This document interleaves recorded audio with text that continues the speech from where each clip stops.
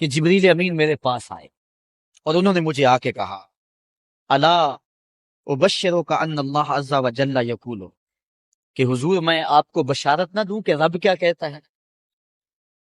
وہ یہ کہتا ہے من صلی علیک صلیت علیہ ومن سلم علیک سلمت علیہ۔ ذرا دیکھیے لفظ، حضور فرماتے ہیں میں کیوں سجدے میں گیا تھا؟ سنو اے عبد الرحمن ابن عوف، واقعہ کیا ہوا، میں اتنا لمبا سجدہ کیوں کیا؟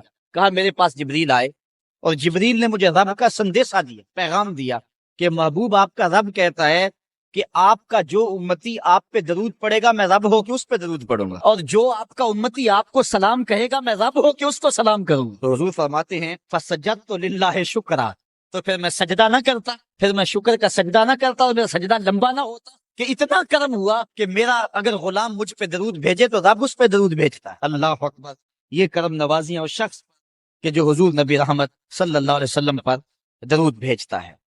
آئیے حضرت عبداللہ ابن مسعود رضی اللہ تعالی عنہ سے ایک روایت سنتے ہیں۔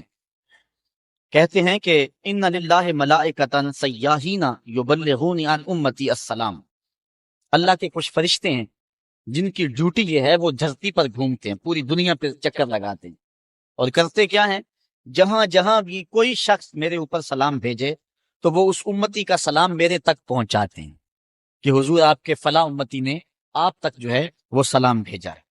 اور دوسری روایت حضرت حسن رضی اللہ تعالیٰ عنہ اپنے باپ حضرت علی المرتضیٰ سے روایت کرتے ہیں کہ حضور علیہ السلام نے ارشاد فرمایا حیث ما کنتم فصلوا علیہ فإن صلاتکم تبلغنی، فرمایا علی جہاں بھی رہو میرے اوپر سلام پڑھا کرو، تمہارا سلام مجھے پہنچتا ہے، جہاں بھی رہو میرے اوپر سلام پڑھنے کو عمل کو نہ چھوڑنا۔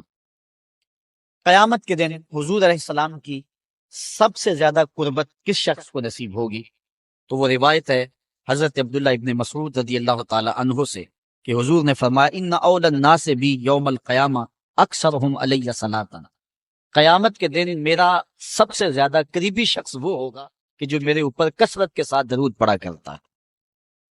حضرت ابی بن کعب رضی اللہ تعالیٰ عنہ کی وہی روایت جو میں نے جس کا اشارہ دیا، روایت کرتے ہیں کان رسول اللہ صلی اللہ علیہ وسلم اذا ذهب ربع اللیل قام فقال یا ایھا الناس اذکروا اللہ اذکروا اللہ جاءت الراجفہ تتبع الرادفہ جاء الموت بما فیہ جاء الموت بما فیہ۔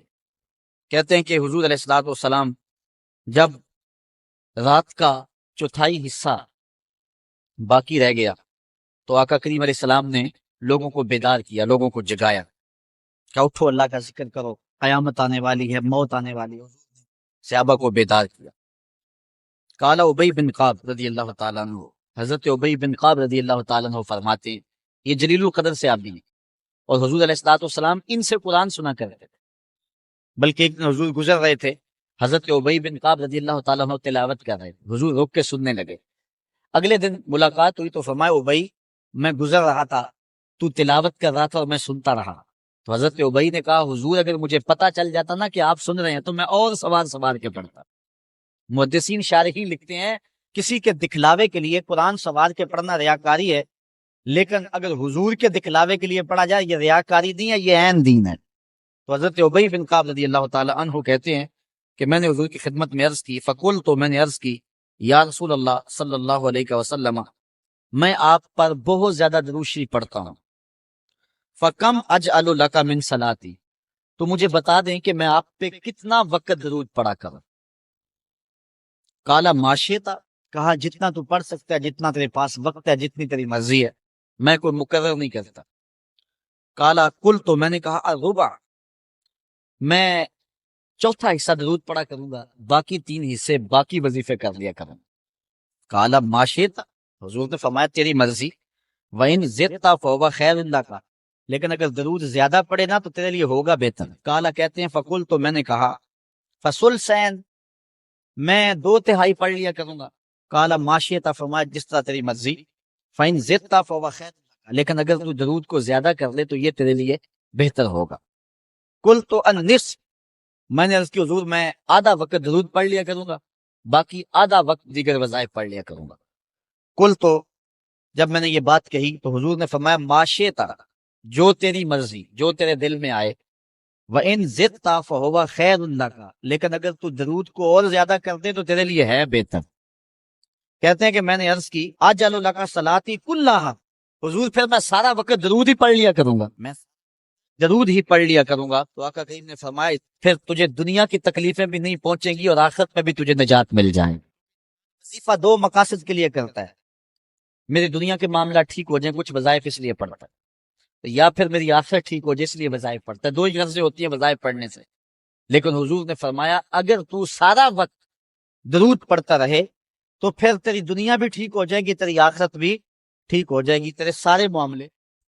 اور حضور علیہ السلام کا یہ ایک اور فرمان سنیے جس کو حضرت انس رضی اللہ تعالیٰ عنہ روایت کرتے ہیں۔ حضور علیہ السلام نے ارشاد فرمایا من صلی علیہ فی یوم الف مرہ لم یمت حتی یرا مقعدہ من الجنہ، جو ایک دن میں 1000 مرتبہ میرے اوپر درود پڑے وہ اتنی دیر تک مرے گا نہیں جب تک جنت میں اپنا ٹھکانہ نہیں دیکھ لے۔ یہ اللہ تعالیٰ اس کو خاص نور نصیب فرمائے گا۔